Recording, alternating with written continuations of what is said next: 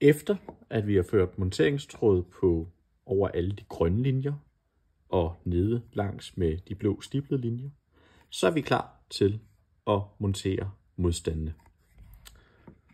På R1 og R4, der er det 220 ohms modstande, som vi skal montere.